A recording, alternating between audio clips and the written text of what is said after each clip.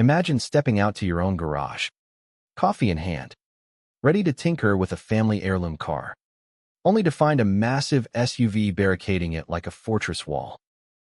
There she stands, the self-appointed HOA queen, arms crossed over her ample belly, smirking as if she's just won the lottery of petty power. "No more greasy messes in this neighborhood," she declares, her voice dripping with fake civility, while your blood boils at the sheer audacity of a neighbor turning your property into her personal battleground. In the sun-drenched suburbs of Willowbrook, Illinois, where picket fences hid a web of absurd rules, lived Alex Rivera. He'd moved there after inheriting his late uncle's modest ranch-style home, complete with a detached garage that screamed potential. To Alex, that garage wasn't just storage. It was a sanctuary for restoring vintage motorcycles, a hobby passed down from his uncle, who believed every rev of an engine told a story of resilience. But whispers started almost immediately. "That new guy's running an illegal chop shop," neighbors murmured, egged on by anonymous notes in mailboxes. Alex heard the rumors, saw the sidelong glances at block parties, but he stayed quiet, observing how the gossip traced back to one source, Brenda, the HOA president. Plump and perpetually pursed-lipped, Brenda patrolled the streets in her golf cart, clipboard eternally clutched like a scepter, enforcing community harmony with fines for overgrown hedges or unauthorized bird feeders. The first strike came via certified mail, a violation notice for excessive noise and unsightly equipment in the garage. Alex chuckled at the absurdity. His tools were neatly racked, and he'd only run the compressor during daylight hours. He ignored it, figuring it was a mix-up. But Brenda showed up days later, waddling up his driveway in her sensible loafers. "Mr.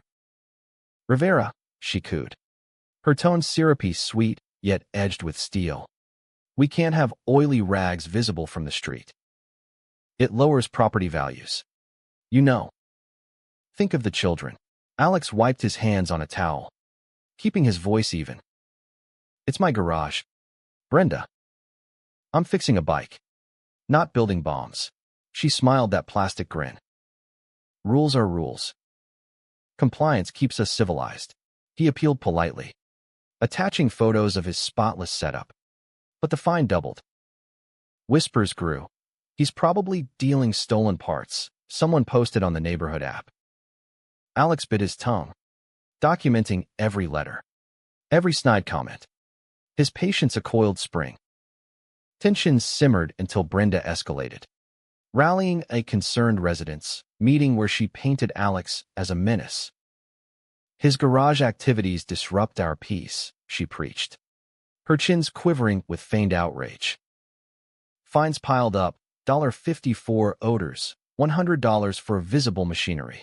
Alex's wife, Maria, urged him to fight back, but he waited, gathering emails where Brenda twisted facts, like claiming his bike exhaust poisoned the air.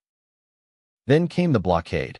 One crisp Saturday, Alex opened his front door to Brenda's gleaming SUV parked diagonally across his driveway, bumper kissing the garage door. She lounged against it, fanning herself dramatically. "Until you cease operations, this stays," she announced loudly, drawing curious onlookers. "Community enforcement." Alex's jaw tightened. "You're trespassing, Brenda." "Move it," she laughed, a wheezy cackle. "Try me.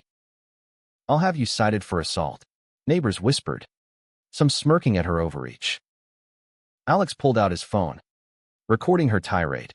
"You think you're above standards? This neighborhood bows to order." He stayed calm, snapping photos of her license plate, her smug pose. While inside, he plotted. The turning point exploded when Alex, armed with his evidence dossier, called a tow truck, not just any, but one from a company owned by a sympathetic ex-HOA member. As the crane lifted Brenda's SUV skyward, dangling like a piñata, she rushed out shrieking, "Thief! Vandal!" The spectacle went viral on local news, her red-faced fury captured in HD. "This is justice," a neighbor cheered anonymously online. Brenda sued for property damage and defamation, dragging Alex to court, where she ranted about upholding moral fiber. But Alex's lawyer dismantled her. Records showed HOA funds siphoned for her consulting fees, a phantom landscaping service run by her nephew. Embezzlement? Check. Fake fines funneled to personal accounts? Double check. The judge, stifling a laugh, ruled in Alex's favor. "This isn't authority. Ma'am, it's extortion." Brenda's empire crumbled.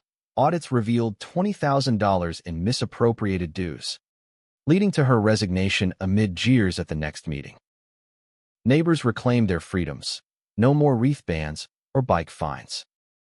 In the end, Alex revved his restored motorcycle in the open garage, the rumble a sweet symphony of vindication.